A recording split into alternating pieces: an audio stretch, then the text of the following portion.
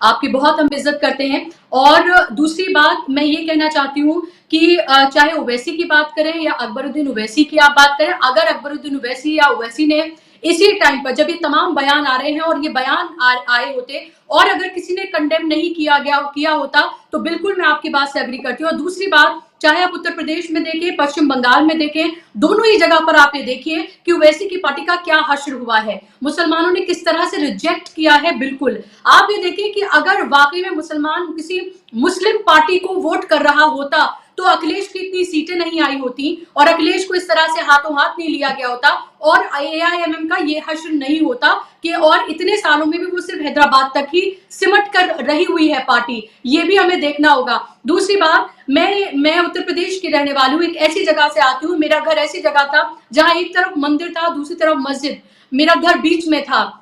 मैंने आर्य कन्या पाठशाला में मैंने पढ़ाई की है। मैंने वहां पर ओम भूर्भुवः स्वः तत्सवितुर्वरेण्यम भर्गो देवस्य धीमहि धियो यो नः प्रचोदयात्, ये मैंने वहां सीखा है। मुझे गायत्री मंत्र से लेकर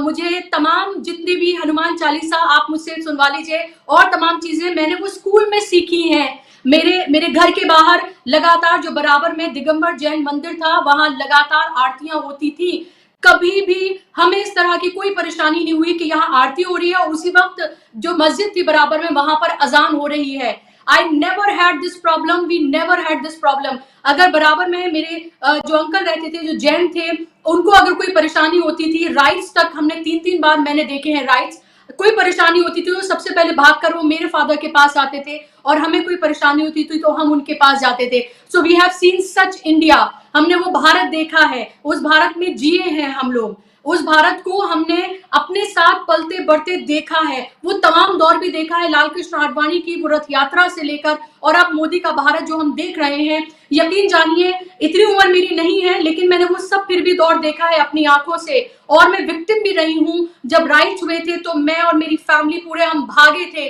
अपनी छोटी बहन को गोद में लेकर मैं भागी थी। So we have seen all of that और इसीलिए मैं कहती हूँ कि वो दौर भी इतना बुरा नहीं था जिस दौर में फिलहाल हम जी रहे हैं,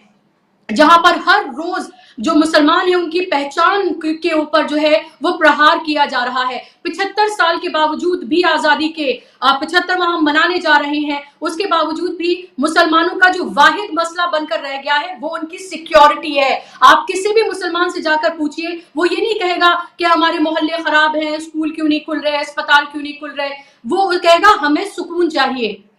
वो कहेगा हमारी सिक्योरिटी है तो हम बाकी सारी चीजें देख लेंगे। ये इतने सालों के बावजूद भी यहां आकर हम खड़े हो गए हैं और इस सब में सबसे बड़े भागीदार जो हैं, जिनके हाथों में खून लगा हुआ है, वो है ये गोदी पत्रकार जो अभी भी ये सवाल पूछ रहे हैं, जो लगातार ये सवाल पूछ रहे हैं कि जो पत्थर क्या मुसलमान मोहल्लों से क्या वो नहीं रामनवमी के जो है जुलूस नहीं निकल सकते, ये मुसलमान मोहल्ले हिंदू मोहल्ले क्या होते हैं, ये सवाल पूछे जा रहे हैं। सवाल वो ये नहीं पूछ रहे कि नंगी तलवारें किस तरह से लहराई जा रही हैं, सवाल वो ये नहीं पूछ रहे कि एक बाबा किस तरह से मुसलमान औरतों के बलात्कार की धमकी देता है, सवाल ये नहीं पूछे जा रहे खुले मंचों से किस तरह से मुसलमानों के लिए आपत्तिजनक बातें, उनको खत्म कर देने की बातें, उनको जड़ से खत्म कर देने की बातें, उन्हें यहाँ से खदेड़ देने की बातें जो हैं वो होती हैं, वो सवाल वो नहीं पूछते। तो वो लोग भी उतने ही शामिल हैं इन तमाम चीजों में जितने वो लोग जो सड़क पर मस्जिदों के सामने या वो हिंदुत्ववादी जो लगातार इस तरह का जहर उगल रहे हैं। बुशरा जी, बिल्कुल आपकी बातें जो हैं बहुत महत्वपूर्ण बातें हैं और क्या बताऊं, बहुत